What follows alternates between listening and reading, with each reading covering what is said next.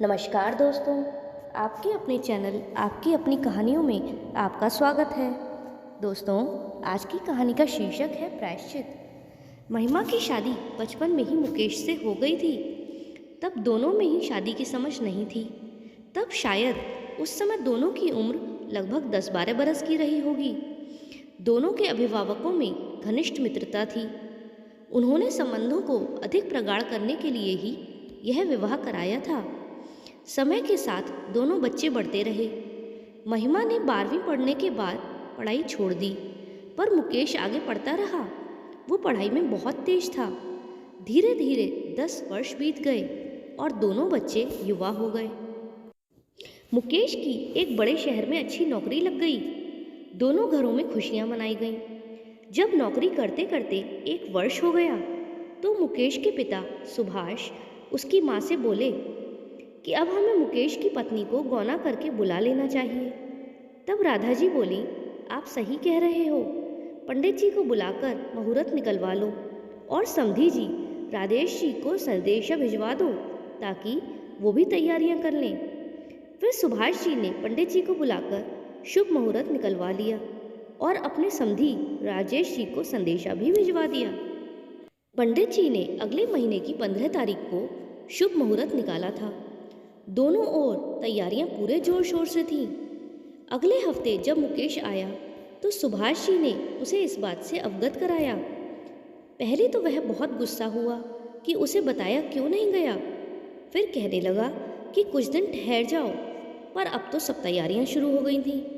सुभाष जी उस पर गुस्सा हुए और बोले, तुम आजकल के लड़के न जाने कैसे सोचते हो, अपने बड़ों का आदर तक नहीं करना जानते। तुम्हें पता है, एक बार अगर हमने मना कर दिया तो बिरादरी वाले कितना मजाक बनाएंगे। मुकेश कुछ नहीं बोला, बस अगले दिन वह फिर से अपने काम पर चला गया। सुभाष उसके इस व्यवहार से बहुत दुखी हुए, पर कर क्या सकते थे। उन्होंने सोचा कि दिमाग से काम लेना पड़ेगा। इस बार साप्ताहिक अवकाश पर मुकेश नहीं आया। उन्होंने राधा जी से पूछा भी कि क्या वह कुछ कहकर गया था, पर राधा जी ने मना कर दिया। सुभाष जी को डर लगने लगा कि कहीं समय पर वह नहीं आया तो बहुत बदनामी होगी उनकी। अब इंतजार करने के अतिरिक्त और कोई चारा भी तो नहीं था। जिस दिन दुल्हन लेने जाने वाले थे, उसी दिन रात को मुकेश आया। उसने किसी से भी बात नहीं की, बस अपने कमरे में जाकर सो गया। खाना भी नहीं खाया। राधा जी ने मेहमानों से बहाना बनाया कि वो बहुत थका हुआ था, इसीलिए सोने चला गया है। सुबह सुभाष जी ने उसके कमरे में जाकर उससे उसकी नाराज़गी का कारण पूछा। तब वह कहने लगा कि आपने बचपन में ही मेरी शादी तय कर दी।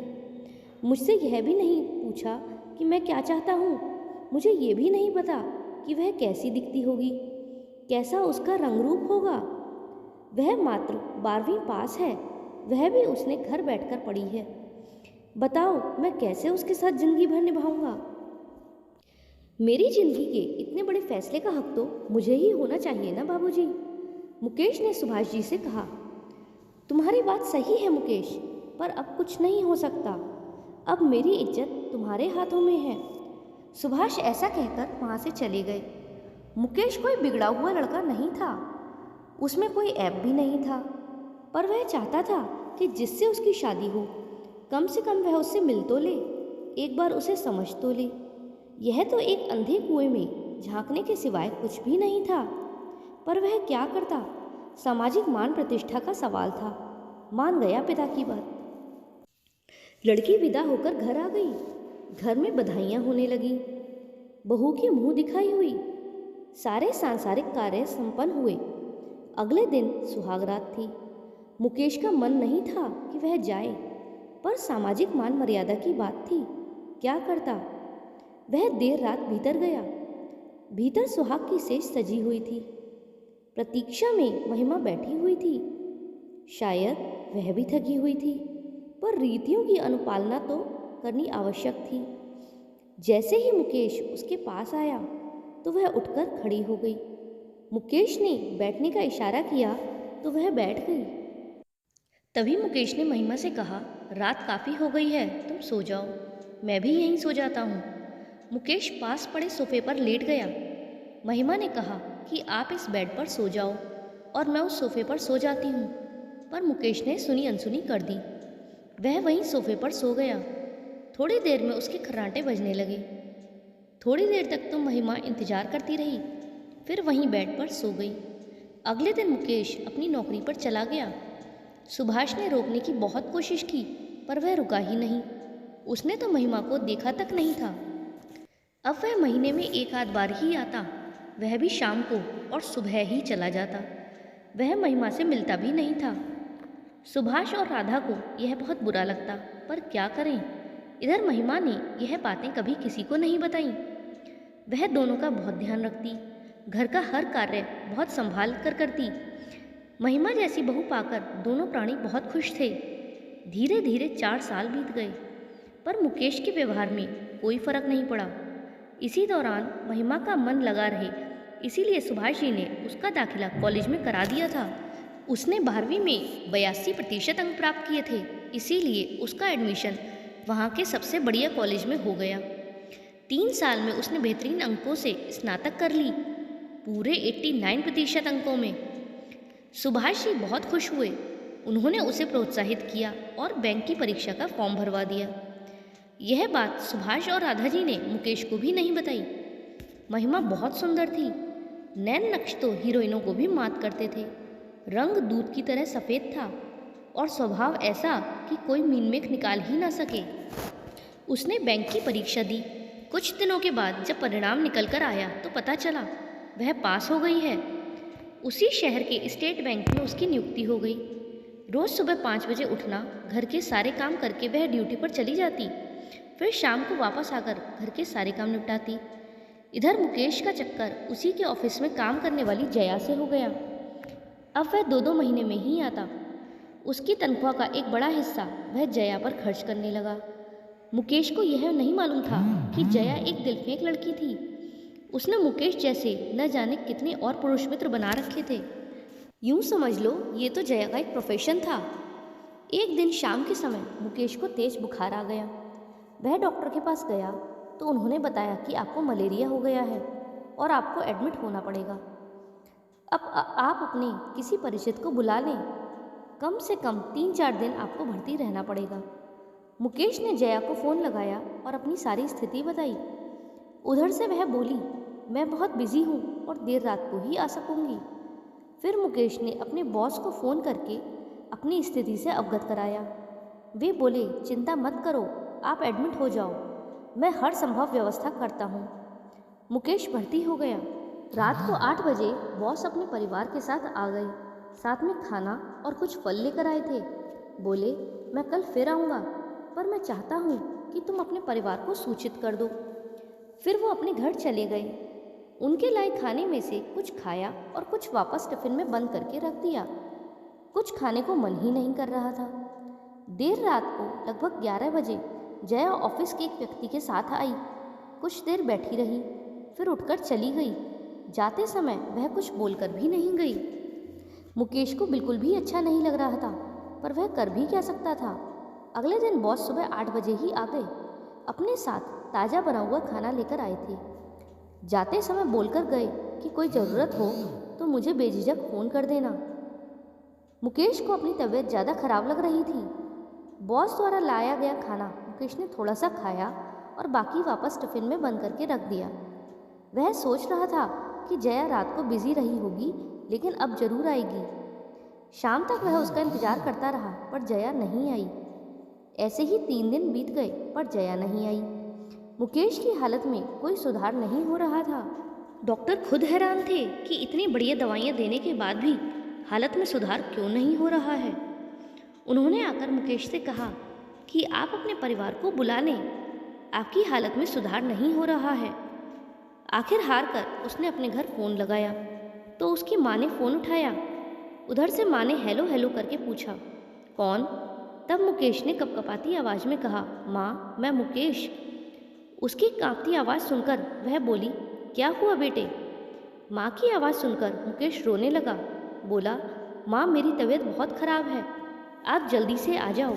राधा जी घबरा तो गईं, पर खुद को संभालते हुए बोली, तू चिंता मत कर बेटा, हम अभी निकलते हैं। राधा जी ने तुरंत सुभाष जी को आवाज़ दी। उस समय वह सो रहे थे। बोले, क्या हुआ राधा? वह बोली, मुकेश की तबीयत बहुत खराब है, हमें तुरंत चलना पड़ेगा। सुभाष जी भी चिंतित हो गए। बोले, महिमा को आने दो, फिर चलेंगे। जैसे ही महिमा आई, उसे उन्होंने सारी बात बता दी। वह बहुत ज़्यादा घबरा गई, रुआंसी हो गई और बोली, चलिए अभी चलते हैं, बस मैं कुछ कपड़े रख लेती हूँ। सुभाष ने समझाते हुए कहा, बेटे घबराओ मत, सब ठीक हो जाएगा। शाम की 7 बजे वाली ट्रेन में वे लोग बैठ गए। सुबह 7 बजते बजते वे हॉस्पिटल पहुंच चुके थे। देखा तो मुकेश की हालत तो बहुत नाजुक थी। वो डॉक्टर से मिलने गए तो उन्होंने समझाया कि इसकी तबीयत तो बिल्कुल सही है, बस आप लोगों की ज़रूरत थी। दवा के साथ दुआ और मन की शांति भी ज़रूरी है। महिमा ने जल्दी से गर्म पानी मंगवाकर मुकेश के पूरे शरीर की अच्छी तरह से सफाई की। पूरे शरीर पर बाजार से मंगवाकर पाउडर लगवाया, साफ धुला कुर्ता पहनाया, बालों में कंघी की।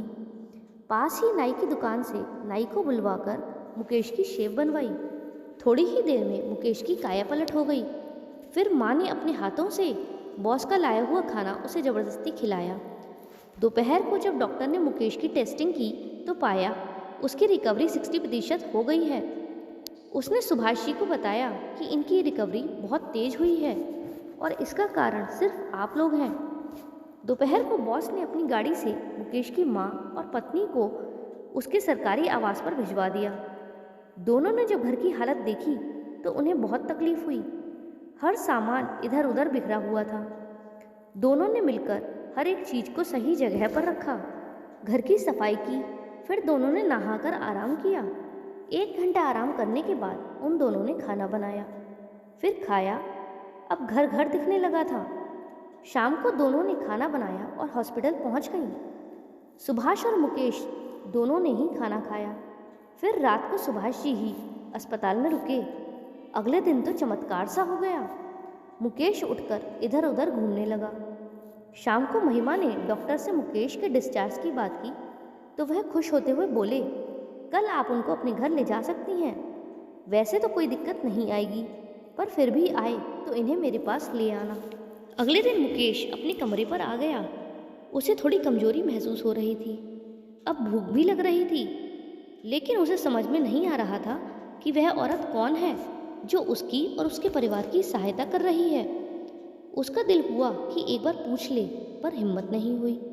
3-4 दिन में तबीयत बिल्कुल ठीक हो गई। फिर सुभाष जी मुकेश को लेकर अपने घर आ गए। मुकेश की जब ढंग से देखभाल हुई तो वह बिल्कुल तंदुरुस्त हो गया। आज उसने अपने मन में सोच रखा था कि वह माँ से उस औरत के बारे में जानकर ही रहेगा, लेकिन आज वह घर पर दिखाई नहीं दे रही थी। उसने मुकेश की बहुत सेवा की थी और वह उसको भुला नहीं पा रहा था। आज उसकी चप्पल भी नहीं थी, शायद वह अपने घर गई होगी। माँ जब उसके पास आई तो उसने संकोच करते हुए पूछ ही लिया, माँ वह औरत कौन है जो हमारी सहायता करती रहती है? माँ बोली, बेटे वह तुम्हारे पिता के दोस्त की लड़की है। वह बोला, माँ वह तो बहुत ही अच्छी लड़की है, मेरी कितनी देखभाल की उसने, मैं भुला नहीं सकता उसको। उसकी इस सेवा के लिए तो शुक्रिया बनता ही है। माँ बोली, ठीक है बोल देना, अब चलकर नहा ले। माँ ने ऐसा कहा। फिर वह नहाने चला गया। शाम को जब वह आई तो मुकेश ने उससे कहा, सुनो। उसने पीछे मुड़कर देखा पर घूंघट निकाले रखा था। वह बोली, आपने मुझसे कुछ कहा क्या? मुकेश ने कपकपाते हुए कहा, हाँ आपको धन्यवाद देना चाहता था जो आपने हमारी इतनी सहायता की। वह बोली, कोई बात नहीं, जो मैंने किया यह तो मेरा कर्तव्य था। वैसे भी सुभाष अंकल मेरे धर्म पिता हैं। उसने अपनी सुरीली आवाज़ में कहा तो मुकेश को वह औरत बहुत अच्छी लगने लगी थी। वह कोशिश करता कि कैसे भी उसकी नज़दीकी उसे मिल जाए। एक दिन हिम्मत करके वह उसके कमरे में चला गया। उस वक्त महिमा घूंघट में नहीं थी। उसका चेहरा देखते ही वह स्तंभ रह गया। कितनी खूबसूरत थी वह। उसकी आंखें जैसे उसके चेहरे पर ही गड़ गई थीं। महिमा जल्दी से घूंघट निकाल लिया और बोली, कैसे आए आप? कोई काम था आपको? मुकेश की स्थिति इतनी खराब हो गई थी कि वह उसे देखकर कुछ बोल ही नहीं पा रहा था। इतना खूबसूरत चेहरा उसने पहले कभी नहीं देखा था। तभी महिमा बोली, कहाँ खो गए श्रीमान? वह बोला, कहीं नहीं, बस गलती से इधर आ गया। अगर कोई असावधानी हो गई हो तो क्षमा करना, मुकेश ने कहा। नहीं, कोई दिक्कत नहीं हुई मुझे। फिर महिमा ने मुकेश को वहीं पड़ी कुर्सी पर बैठने के लिए कहा और पूछा, अब आपकी तबीयत कैसी है? ठीक हूँ, मुकेश ने कहा। अच्छा, आप बता सकते हैं कि आपकी पत्नी कहाँ है इस समय? महिमा ने पूछा। महिमा के अचानक ऐसा पूछने से उसे अपनी पत्नी की याद आ गई। उसे ये पता ही नहीं था वह कहाँ है इस समय। वह उसे पहचानता तक नहीं था। सुहाग रात को वह इंतजार में बैठी रही और वह खुद सो गया। आखिर उसकी गलती क्या थी? क्या उसने कहा था कि आकर मुझे विदा करा कर ले जाओ? नहीं ना, फिर उसकी गलती क्या थी? मेरे इतने तिरस्कार को भी बर्दाश्त कर गई, किसी को बताया तक नहीं कि मैंने उसके जीवन को अस्त व्यस्त कर दिया है। उफ, ये क्या किया मैंने? क्या इसकी कोई माफ़ी होगी? मुकेश अपने मन ही मन में बोले जा रहा था। तभी महिमा की आवाज़ ने उसकी तंद्रा भंग कर दी। वो पूछ रही थी, क्या हुआ मुकेश, आपने बताया नहीं? मुकेश के होंठ कांप रहे थे पर वह बोल ही नहीं पा रहा था। महिमा बोली, क्या हुआ, आप इस तरह कांप क्यों रहे हैं? मुकेश बोला, मैंने इतना बड़ा अपराध किया है जिसकी कोई माफ़ी भी नहीं है। आप जानती नहीं हैं कि मैंने कितना बड़ा अपराध किया है। मैंने अपनी उस मासूम पत्नी का शोषण किया है। आज 4 साल हो गए मैंने उससे बात तक नहीं की। मुझे यह बताते हुए बड़ी शर्म आ रही है कि मैं उसकी शक्ल तक नहीं पहचान सकता। अब आप ही बताओ, क्या कभी मेरे इस पाप का कोई प्रायश्चित होगा? फिर वह फूट फूट कर रोने लगा। महिमा की आंखें भी भर आई थीं, पर वह मुकेश का मन जानना चाहती थी। देखो मुकेश जी, आप इतना दुखी मत हो। हर चीज़ का प्रायश्चित होता है, बस थोड़ी हिम्मत करो। अच्छा, क्या मेरे पाप का भी कोई प्रायश्चित हो सकता है? आप बताओ मुझे। आपके पाप का भी प्रायश्चित है, अगर आप अपनी तमाम गलतियों की क्षमा महिमा से मांग लें तो। सुभाष एकदम भावुक होकर बोला, क्या वह मुझे सचमुच माफ़ कर देगी? हाँ, बिल्कुल माफ़ कर देगी, महिमा ने कहा। ठीक है, कल मैं सुबह ही उससे मिलने जाऊंगा। फिर वह वहाँ से अपने कमरे में चला आया। आज मुकेश ने सोच लिया कि वह कल सुबह ही अपनी ससुराल जाएगा महिमा को लेने के लिए। फिर वह सो गया। शायद सही फैसले ने मन को शांत कर दिया था। उधर महिमा सुभाष जी से बात करके रात की गाड़ी से ही अपने मायके निकल गई। उसे विश्वास था कि कल मुकेश निश्चित ही उसके मायके जाएगा और अगर वह नहीं मिली तो पता नहीं क्या कर बैठे। फिर अगले दिन मुकेश अपने ससुराल को रवाना हो गया। माँ ने पूछा भी कि कहाँ जा रहे हो इतनी सुबह, जबकि वह सब जानती थी। मुकेश ने कहा, माँ, मेरा एक प्रायश्चित अभी बाकी है। मैं आज उसी प्रायश्चित को पूरा करने जा रहा हूँ। यदि मैंने यह प्रायश्चित पूरा नहीं किया तो मेरे जीवन का कोई अर्थ ही नहीं रह जाएगा। फिर वह रुका नहीं। दोपहर 12 बजते बजते वह अपनी ससुराल पहुँच गया। जैसे ही वह ससुराल पहुँचा, घर में खुशी का माहौल व्याप्त हो गया। मुकेश का आदर सत्कार होने लगा, पर उसकी आंखें किसी और को ही तलाश कर रही थीं। कुंवर साहब, आज आप पूरे 4 साल बाद आए हैं। ऐसी हमसे क्या नाराज़गी हो गई थी? मैंने महिमा से भी कई बार पूछा, पर वह कहती थी कि आप नौकरी में व्यस्त हो, इसलिए आना नहीं हो पाया। राजेश जी ने शिकायत की। नहीं पिताजी, उसने आपसे झूठ बोला था। वास्तविकता कुछ और थी, मुकेश ने धीरे से कहा। लेकिन महिमा ने आखिर हमसे झूठ क्यों बोला? राजेश जी ने अचरज भरे स्वर में कहा। इसलिए कहा क्योंकि वह मेरे परिवार की मान प्रतिष्ठा को बचाना चाहती थी। फिर मुकेश ने हर वह बात बता दी जो पिछले 4 सालों में उसने की थी और महिमा ने झेली थी। मुकेश की आंखों में आंसू भर आए थे और गला रूंधने लगा था। आज मैं आपके दरवाजे पर प्रायश्चित करने आया हूँ और अपने उन तमाम गुनाहों की माफ़ी मांगने आया हूँ जिनकी क्षमा शायद मुझे नहीं मिलनी चाहिए। पर मैं आपसे अनुरोध करता हूँ कि एक बार मुझे उससे मिलवा दो बस। मैं अपने सारे गुनाहों की माफ़ी मांग लूँगा। यदि वो मुझे माफ़ कर देगी और मेरे साथ चलना चाहेगी तो मैं समझूंगा कि मेरे जीवन को जीने का अधिकार मिल गया, मुकेश ने कहा। राजेश ने अपनी पत्नी को इशारा किया कि मुकेश को महिमा से मिला दे। जब मुकेश महिमा के पास पहुंचा तो उसने अपनी निगाहें नीची कर रखी थीं। उसकी हिम्मत नहीं थी कि वह उससे निगाहें मिला पाए। तभी महिमा की आवाज़ आई, निगाहें ऊपर कर लें आप। सुबह का भूला यदि शाम को घर आ जाए तो उसे भूला नहीं कहते। आवाज़ जानी पहचानी लगी मुकेश को। यह आवाज़ तो उसने सुन रखी है, पर कहाँ, याद नहीं आ रहा था। उसने आवाज़ की ओर निगाह उठाकर देखा तो वह सन्न रह गया। अरे, यह तो वही सुंदरी है जिसे मैंने अपने घर में देखा था। आप मुकेश की आवाज़ हड़बड़ा उठी थी। हाँ, मैं ही महिमा हूँ, तुम्हारी पत्नी, महिमा ने कहा। अब मुकेश को लगा कि यह उससे कैसे हो गया। यह इतनी सुंदर थी और मैं जाने क्या सोच रहा था। उफ, ये मैंने क्या कर डाला।